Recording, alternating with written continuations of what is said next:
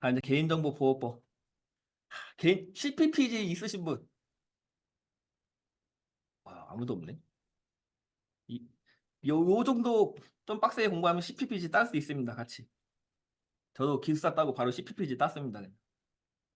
개인정보보호법의 정의, 뭐 정의 별로, 이건 뭐 그냥 어떤 개인정보가 유출되는 거를 방지하기 위한 어떤 법률이겠죠. 그리고 요 개인정보 보호의 8원칙, 이건 암기해 주셔야 됩니다.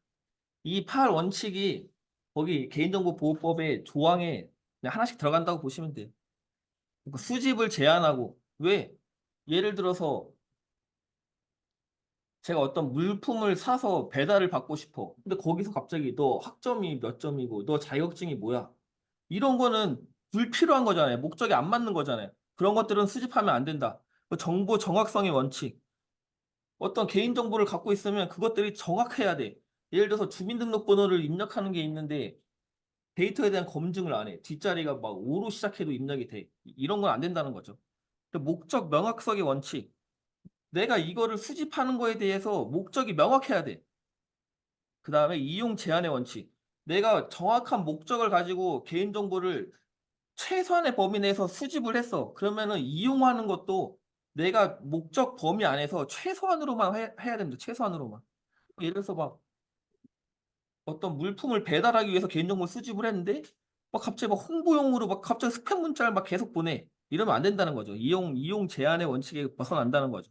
그러니까 안전 보호의 원칙, 정보 주체를 어떤 권리 침해라던가 어떤 정보 주체의 개인정보가 유출되는 것들을 방지해야 된다. 그리고 공개의 원칙, 내가 개인정보 수집한 것들을 어떻게 활용하고 있다. 예를 들어서 어떤 제3자한테 위탁을 맡기거나 뭐 이런 경우에 나는 어디에다가 지금 맡기고 있어. 보통 홈페이지 가서 개인정보 처리 방침 가보면은 다 공개하고 있죠. 그다음 개인 참가의 원칙, 어떤 정보 주체의 열람 요구권, 우리가 내 개인정보 어떻게 쓰고 있어라고 요청하면은 회신 오듯이. 그다음 책임의 원칙, 개인정보 수집하는 사람은 그거를 잘 준수하기 위해서 요러한 위에 7가지 이런 것들을 약간 실천하기 위해서 노력해야 된다. 요런 내용. 그래서 뭐 내용으로는 이런 게 있다고 하는데 요건 그냥 읽어만 봐주시고 이거는 별로 중요하지 않습니다. 요거는 한번 읽어봐 주시고 음, 뭐 요거는 한번 좀 봐주시면 좋을 것 같아요. 개인정보 보호를 할 때 내부관리 계획에서 그러면 기술적으로 어떤 것들을 해야 되냐? 접근 권한을 관리를 하고 접근을 통제하고 개인정보를 암호화하고 악성 프로그램을 방지하고 접속 기록에 대해서 보관 및 점검을 해야 된다. 뭐 이런 것들. 이제 이런 것들 접근 권한에 대해서 접근 권한에 접근 권한을 부여하고 이 접근 통제에서는 뭐 멀티팩터 오덴티케이션이라던가 뭐 2차 인증 뭐 이런 것들을 하는 거겠죠. 그리고 개인정보 암호화는 어떤 주민등록번호 같은 경우는 원래 수집하면 안 되지만 법에서 수집할 수 있어. 그러면은 해시 함수를 통해서 일방향 암호화를 한다던가 그리고 뭐 어떤 AES와 같이 좀 안전한 암호 알고리즘을 사용을 한다던가 뭐 DES라던가 이런 것들 사용하면 안 될 거고 그리고 악성 프로그램 방지 뭐 백신이냐 아무튼 여러 가지 프로그램들이 잘 설치되어 있느냐 접속 기록의 보관 및 점검 원래는 개인정보 처리자는 1년 보관하고 정보통신 서비스 제공자는 3년 보관하는 거였는데 이게 합쳐졌죠. 1년으로. 대신에 민감 정보나 고유식별 정보를 보관하는 경우에 2년까지 보관을 해야 돼. 그러니까 기술사에서 나오는 거 조금만 깊이 공부하면 CPPC에 나오는 거 다 맞출 수 있습니다. 그러니까 이 기회에 좀 열심히 공부해 주시고 그래서 이제 최근에 개인정보보호법이 개정이 됐어. 아까 어느 정도는 말씀드렸어. 개인정보보호법이 개정이 됐어. 왜 개정됐냐? 이 3가지 측면, 데이터 경제를 성장을 견인하고 개인정보를 통해서 신뢰 사회를 구축하고 글로벌의 어떤 스탠다드를 선도하기 위해서 3가지 측면에서 8가지로 어떤 개정이 이루어졌다. 그러면 데이터 경제 성장에는 뭐가 있냐? 마이데이터. 우리가 지금 마이데이터 산업이 그, 그 뭐라고 하죠? 금융 쪽에서밖에 지금 안 되잖아요. 아니 마이데이터라고 하면 나는 내 병원 진료 좀 다른 병원에서 갖다 쓰고 싶은데 주고도 안 해줘 지들끼리.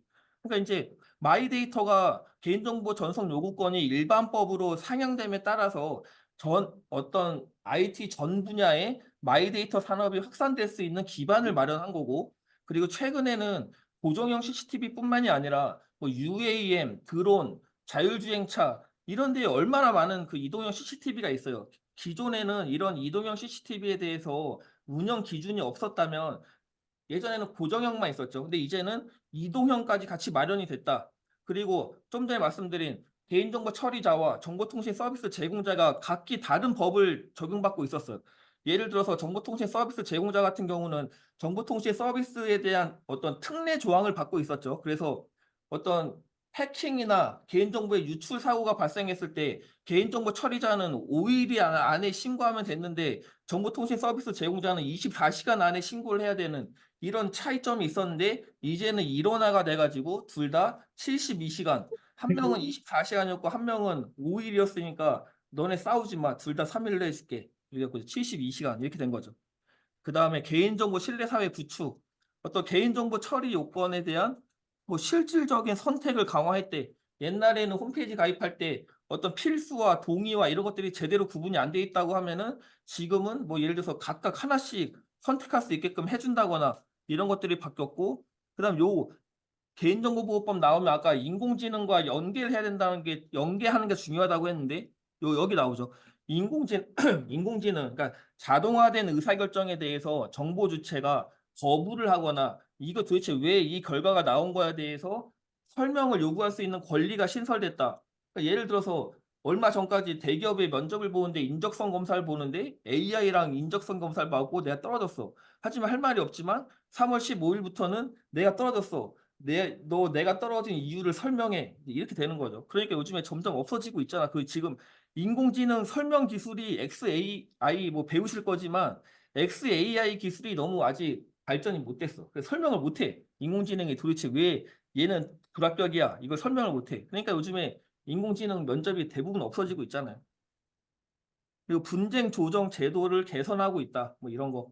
그 다음에 글로벌 스탠다드 선도에서는 이 국외 이전 요건을 다양화한다. 이게 국외 이전 요건을 다양화하는 이유, 그냥 해외 클라우드 서비스 사용하려고. 형벌 중심에서는 기존에는 뭐 개인정보가 유출이 됐어. 그러면은 뭐 담당자 그냥 깜빵 가. 뭐 이랬다면 이제는 아 이거는 의미가 없는 것 같아. 그냥 뭐 꼬리 잘라내기 한 명 덤탱이 막 말단 직원 덤탱이 이러니까 이제는 그냥 과태료 매길게. 너네 매출액의 3% 과태료. 뭐 이렇게 조금 형벌 중심에서 경제 제재 중심으로 바뀌었다. 이렇게 8가지는 반드시 암기하셔야 됩니다. 뭐 이건 다 설명했으니까 이제 넘어가고. 개인정보 영향평가, 일명 피아. 나중에 이제 기술사 따고, CPPG 따고, 그럼 이제 이거 따야죠. 피아 따야죠. 피아. 피아 따러 가야죠. 저도 피아를 따고 싶지만, 피아는 시험 합격하는 게 어려운 게 아니야. 그 교육 접수하는 게 더 어려워. 거의 뭐 그냥 얼마 전에 다저스와 샌디에고? 그거 거의 티켓팅 하는 거랑 마찬가지. 1초면 마감돼, 접수가. 지금도 못하고 있습니다, 접수.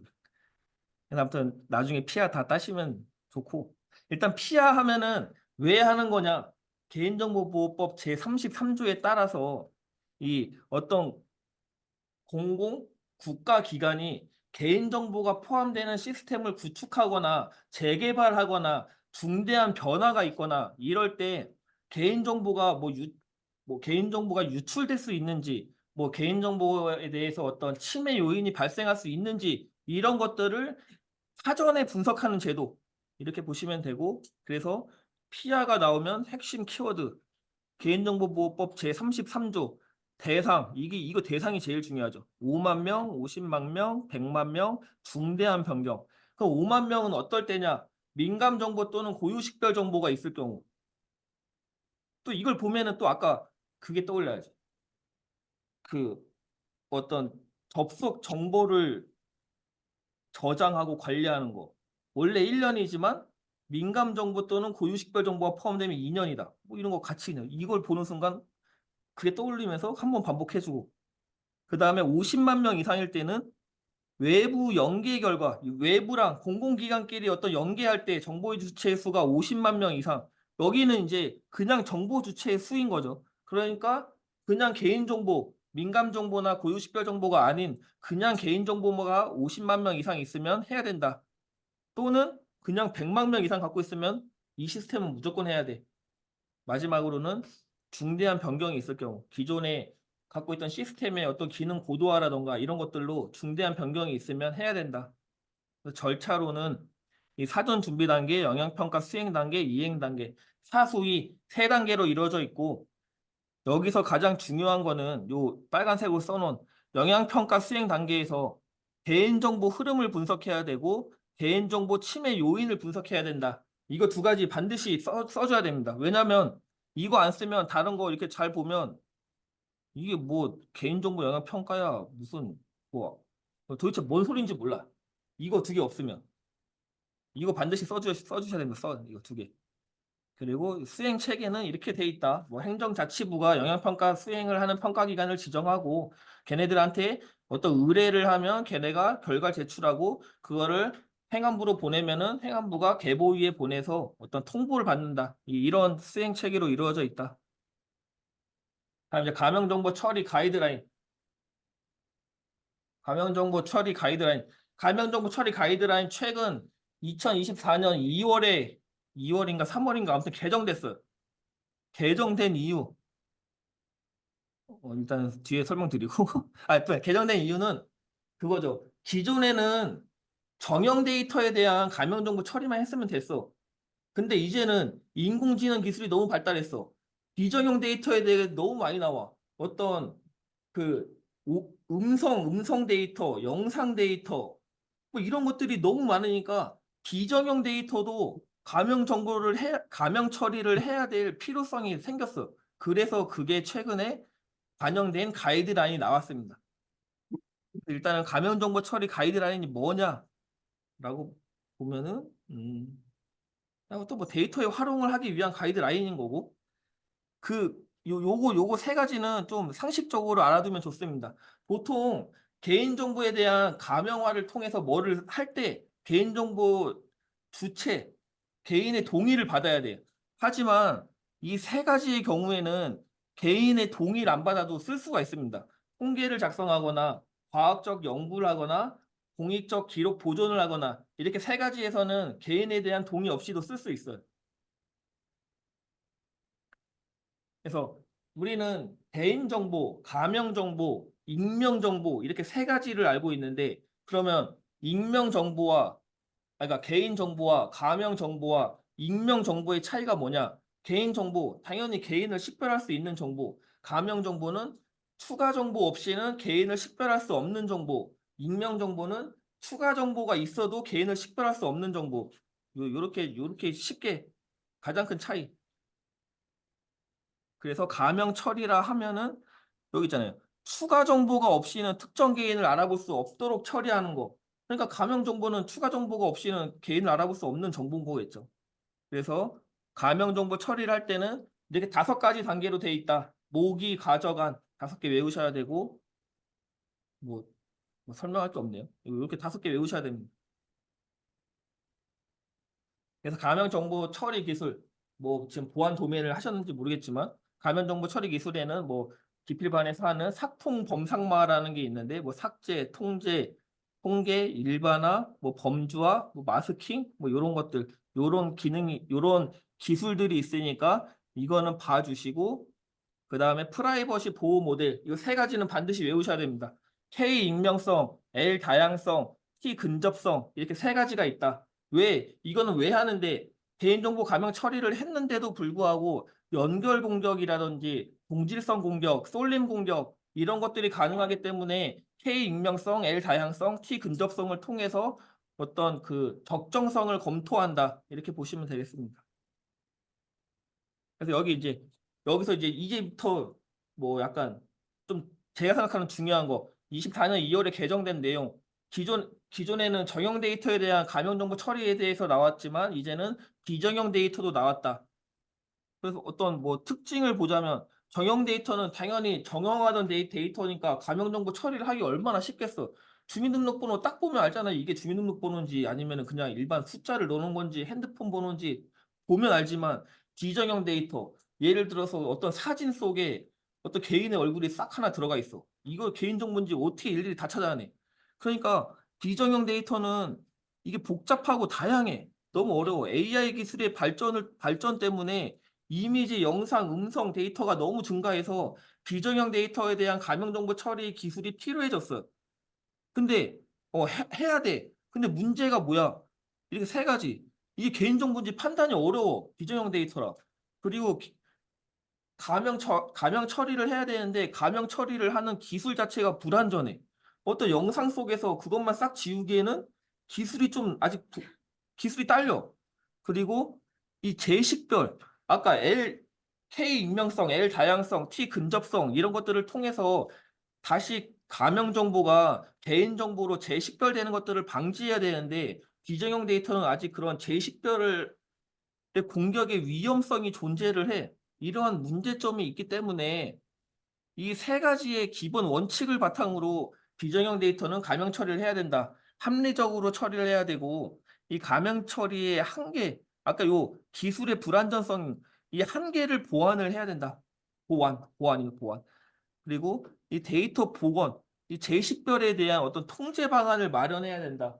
요렇게 이게 이제 중요한 거죠.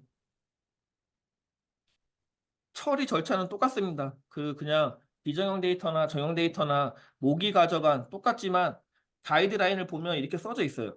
비정형 데이터는 그 비정형 데이터의 특수성을 반영해서 위험성 검토와 안전 조치를 추가적으로 시행하는 걸 권고한다. 이렇게 써 있습니다. 이런 거는 딱 간글에다가 써주면 좋겠죠. 그 다음에 이제 중요한 거. 아까는 정형 데이터 가명 처리 기술, 삭통 범상마라고 했으면 비정형 데이터에 대한 가명 처리 기술, 영상 정보와 음성 정보와 텍스트 정보 세 가지 측면에서 이미지 필터링, 이미지 암호화, 얼굴 합성, 인페이팅, STT, 스크러빙, 어노테이션, 뭐 테이블 형식 변환 이러한 기술들을 활용을 해서 가명 처리를 한다. 이렇게 써줘야죠. 예를 들어서 아니 이거 내가 24년 2월 가이드라인이 변경돼갖고 죽어라 외웠는데 시험에서 비정형 데이터 가명 처리 기술을 안 물어봐. 내가 공부 헛했네? 이게 아니라 예를 들어서 그냥 가명정보 처리 기술에 대해서 쓰시오라고 했어. 그러면 기존의 사람들은 삭통 범상마, L 다양성, K 익명성, L 다양성, T 근접성 쓰고 끝났겠지만 이거를 공부했으면은 우리는 2단락 가에다가 정형 데이터에 대한 가명 처리 기술, 삭통 범상마, 2단락 나에다가 비정형 데이터에 대한 가명 처리 기술 해갖고 쓰면은 남들 5개 쓸 때 10개 측면도 2개 더 나눌 수 있고 충분히 이제 그런 걸로 합격할 수 있는 거죠. 차별화를 해가지고. 여기까지만 하고 쉬겠습니다. 이거는 뭐 별거 없어갖고 APC 프라이버시 구원칙 그냥 외우셔야 됩니다. 이거 뭐 설명할 것도 없어요. 이거 9개 암기. 하나만 더. 왜냐? 이 APC 구원칙을 기반으로 만든 게 CBPR이에요. CBPR의 핵심 키워드가 뭐냐? APEC 구원칙을 기반으로 아펙 회원국 간의 전자상거래 활성화를 위해서 만들어진 개인정보 보호 자율 인증 제도다. 이게 핵심 키워드. 그러니까 정의를 이거 주구리 외울 생각하지 마시고 CBPR은 아펙 구원칙이 핵심 키워드고 아펙 구원칙과 아펙 회원국 그리고 전자상거래를 활성화해야 된다. 그 다음에 개인정보 보호 인증제도다. 이렇게 4가지 키워드를 암기를 했어. 그럼 이거 갖고 문장을 만드는 거죠. APC 구원칙을 기반으로 아펙 회원국 간의 전자상거래 활성화를 위한 개인정보 보호 자율인증제도다. 이렇게 만들면 되는 거지. 이런 거 정의 외웠다가는 5년 갑니다, 5년. 그래서 목적 이거 핵심 키워드 3개 말씀드렸고 제가 뭐 여기서 저희 그 유튜브에서 특강을 보신 분이 있는지 모르겠지만 제가 12월까지만 해도 이거 CBPR 인증 기준 안 나오니까 이거 정의만 외우세요라고 했는데 문제에서 나왔다가 욕을 먹어가지고 인증 기준 50개 외우셔야 됩니다. 네, 이제는 외워야죠. 2번 아니 그때만 해도 응용에서밖에 안 나왔어. 그래갖고 이거 설마 또 물어보겠어 했는데 또 나왔어. 뭐 어떡하겠어 이제 외워야지. 이런 거 잘 받으셔야죠. CBPR은 아펙 프라이버시 구원칙을 기반으로 50개 인증 기준으로 구성되어 있다. 최근에 이제 132회에서 문제가 앞에 구원칙을 먼저 물어보고 같은 문제에서 앞에 구원칙을 물어보고 CBPR을 물어봤어. 그러니까 문제 낸 사람은 당연한 거죠. 너 이 두 개의 관계를 알아라고 당연히 물어본 거겠지. 그러면 인트로에다가 1단락에다가 CBPR은 앞에 프라이버시 구원칙을 기반으로 해서 만든 거야 라고 언급을 해주면 일단 채점자는 보는 입장에서 아 얘는 이미 다 알고 있구나 하고서 이제 넘어가는 겁니다. 그러니까 이제 이런 관계 같은 것들을 잘 알아두시면 좋고